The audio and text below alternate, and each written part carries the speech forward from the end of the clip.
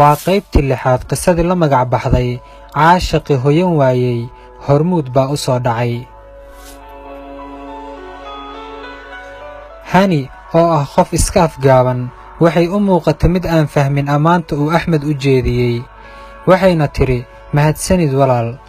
Faadumo iyo hani waxay bilaabeen inay indha-indheeyaan dharkii dukaanka yiilay. In yar kadib hani waxay gacanta ku soo qabatay cabbaayad aad u qurux badan oo ubaxyo kala midab ah lagu xardhay. Waxay kaloo raadisay tarxad ama qamaar ay ku maajin garayso ama la midab ah. walaal, halkee dharka la isugu tijaabiyaa ayay tiri. xasan oo ah milkiilaha dukaanka ayaa ku jawaabay, isug abbaayo anigaa ku tusayo. balse intuusan kursiga ka kicin, isla markiiba Axmed oo aad moodid gaari fariin goostay ayaa si degdeg ah hani horteeda u istaagay, wuxuuna dhahay, way kala darajo sareeyaan dumarkeenna. abbaayo adiga meel high class ah oo qaas ah baa lagu diyaariyey. isagoo dhoola caddaynaya ayuu tusay qol yar oo ay gabdhuhu galaan markay dharka isku tijaabinayaan.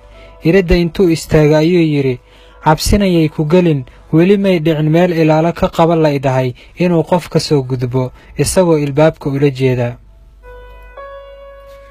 hani oo aan isbuucyo farxad lagu arkin baa ishayn kari weyday oo qosashay, gudaha ayayna sii gashay. in yar kadib ayay dibadda u soo baxday, waxayna u sheegtay walaasheed Faadumo inay qaadanayaan oo ay qanciyeen dharka ay xulatay. lacagta ayay bixiyeen wayna dhaqaajiyeen. 10 daqiiqo kadib Axmed waxaa dhegihiisa ku soo dhacay cod taleefan yeeraya. isagoo shakisan ayuu qolkii hani ku labisatay galay, ileen waaba taleefankeedii oo ay hilmaamtay. markuu shaashadda taleefanka fiiriyeyna waxaa u soo baxay nambar uu la socdo magaca Faadumo Abbaayo, wuuna ka qabtay. walaal, teelkan walaashay ayuu ka lumay, waa kuma qofka haayo ayaa lagu dhahay. Axmed wuxuu dareemay in gabdhuhu ka naxsan yihiin teelka ka lumay. dukaankii Gaarisa Lodge ku yaalay oo dharka aad ka iibsateen ayaad uga soo tagteen, ayuu niyadda ugu dejiyey. waxayna isku afgarteen inuu ugu tago suuqa Amal Shopping Center ee xaafadda Islii. Axmed in yar kadib ayuu u tegay, gacanta ayuuna hani taleefankeeda ka saaray, wuxuuna u raacshay, waxaa laga yaabaa inaad daalneed ee taleefanka kaa lumay, naftaada eed ha u saarin abbaayo. Faadumo waxay la yaabtay naxariista, aaminaadda, furfurnaanta iyo dadaalka Axmed ka muuqda, weliba iyadoo dusha kala socotay isbeddelka ku dhacay hani iyo farxadda ku soo siyaaday markay Axmed aragtay. waxayna tidhi, abboowe magacaa?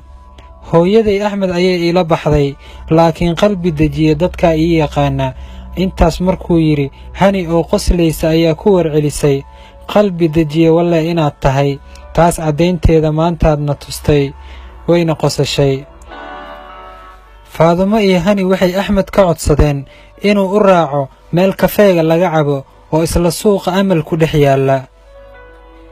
cabbaar markii la kaftamay ayay gabdhihii weydiiyeen inuu ka habsaamayo shaqadiisa iyo in kale, balse wuxuu u sheegay in yarka saaxiibkii ah uu iska caawiyo iyo inuu mararka qaar ka helo 100 shilin oo lacagta Kenya ah oo u dhiganta keliya $1. ayagoo intaas la yaaban ayuu uga xog waramay noloshiisa iyo sida adeega badan uu ku nool yahay.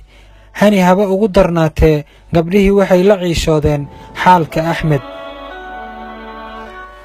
qufac iyo jacaylba ma qarsoomaane, Faadumo waxay aragtay sida Axmed iyo hani indhaha iskula raacayaan. iyadoo rabta inay isaga dhex baxdo waxay tidhi, haniyay xoogaa Axmed la sii joog, wiilkayga yarkaa ayaan surwaal la-eg u soo raadinayaaye. hani oo mooda in culays laga dulqaaday ayaa si dhaqsi leh ku tidhi, waayahaye soo dhaqso.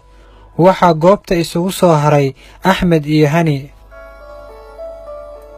sidaan dareemayo abbaayo, Kenya waad ku cusub tahay ayuu yidhi Axmed. haa abboowe, wax yar baan joogaa, Maraykankan ka imid, laakiin sideed ku fahantay ayay hani dhahday. waayo hal kelimad oo Kiswahili ah kuma aadan hadlin intii aan isla joognay, ayuu Axmed dhahay, isagoo kaftan ahaanna u raaciyey, habka labiskaaga iyo haybadda kaa muuqatana magaaladan lagama helayo gabar sidaadoo kale u bilan. malaha adigaan wax arkin ayay hani dhahday. waa runta abbaayo, gabar aan daqiiqado intaan la eg noloshayda la sheekaystay adigaa ka jira, ayuu Axmed dhahay. hani waxay dareentay in Axmed uu yahay wiil fresh ah, balse sidii hore camal waxay nafteeda uga digtay in si sahlan qalbigeeda lagu hantiyo. abbaayo, xilliga aad doontaan caawinaad waad igaga soo baahan kartaan, ayuu dhahay Axmed oo aad moodid inuu gacanta ka saaray hani furihii xiriirkooda. taleefankaaga nama siine, sideen kugu helnaa abboowe, ayay tiri hani oo goosha oo maran kubadda u taagtay Axmed. ileen nambarka hani Axmed horay ayuu u haystay oo wuxuu ka soo xaday taleefanka Liibaan. markuu damcay seefgarayso ayuu taleefankiisa ku dhex arkay magaceeda iyo nambarkeedaba. mar wuu naxay oo taleefankeeda ayuu wici rabay oo weji kale ayuu ku baran rabay. marna wuu farxay oo si ka wanaagsan ayayba isku barteen. faadumo ayaa timid, waxayna wacdeen gaariga xaafaddooda u qaadi lahaa. galab cajiib badan ayayna qaateen, waxaana lagu kala tegay bogaadin iyo kulanti damboo xiise leh. Axmed wuxuu isku diyaarinayaa in bilooyin kadib uu taleefankiisa kaar ku shubto si uu hani u waco. Liibaan oo isna la yaaban sababta aysan hani maantoo dhan u soo raadin ayaa isna dhankiisa kaar ka buuxsaday taleefanka. laba kala bariday kala warla. kolkay goorsheegtadu soo dul istaagtay 9:15 ama 3:15 habeennimo, hani oo taleefankeeda qadka ka isticmaalaysa waxaa u soo dhacay nambar uu ku qoran yahay My Heart Liibaan. sikadiisa ayuu wejigeedii u guduutay xanaaq dartii.